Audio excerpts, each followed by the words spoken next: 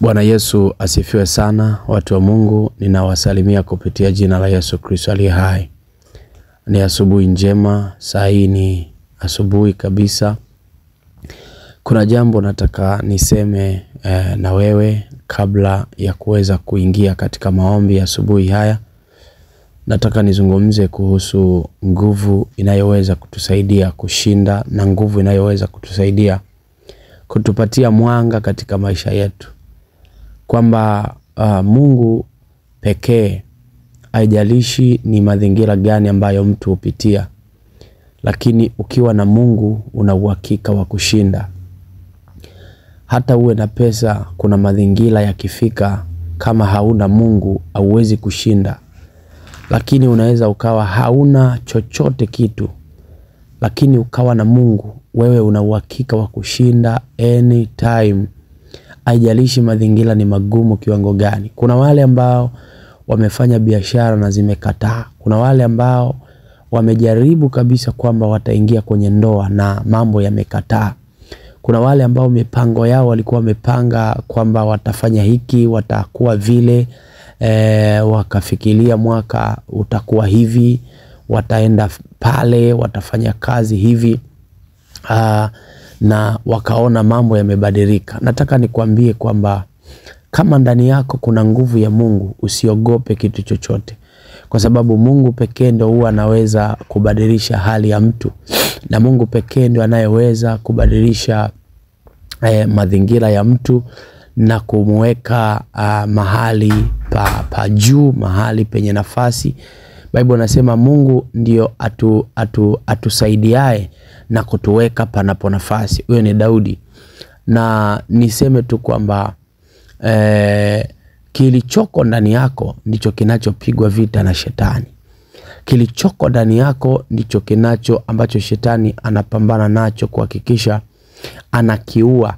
Kwa nini? Ndani yako kuna roho ya utajiri. Maana utajiri ni roho.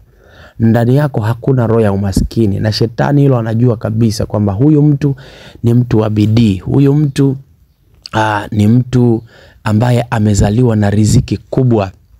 Huyu ni mtu ambaye hawezi kosa kitu kwenye maisha yake. So shetani anapambana kuhakikisha anakuzuia before ufike kwa point ya mafanikio.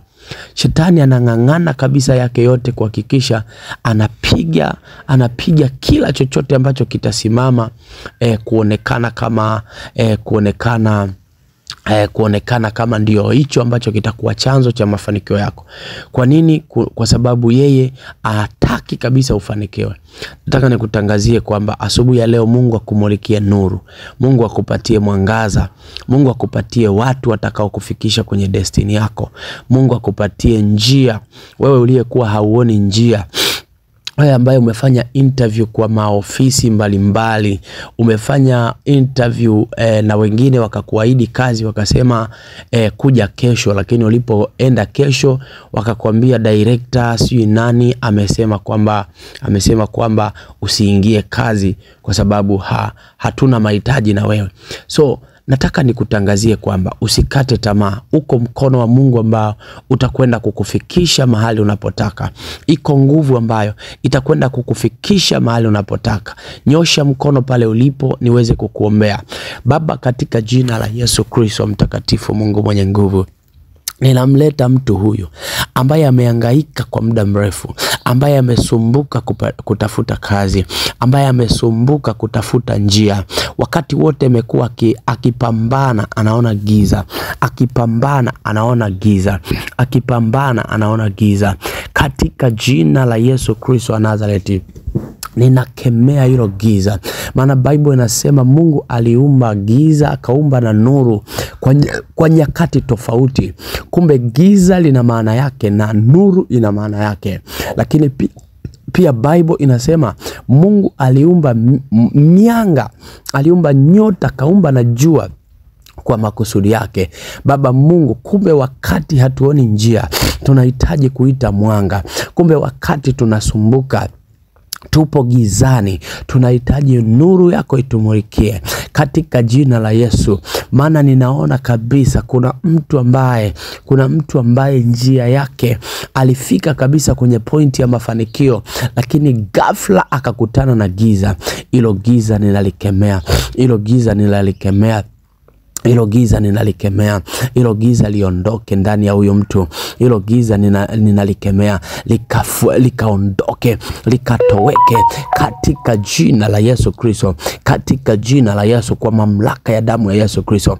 Asubuhi ya leo ninaita nguvu ya kiungu ambayo itakwenda kupambana katika maisha ya huyo mtu. Njia zifunguke, baraka zifunguke, neema ifunguke, milango ifunguke. Wanaotafuta kazi, ambao wamesoma kabisa, wako na vyeti, wamesoma kabisa, wako na certificate, wamesoma kabisa, wako na degree, wako na diploma, lakini kazi hakuna, kwa jina la Yesu. Bible inasema bahati na umpata mtu katika nyakati, bahati na wakati umpata mtu.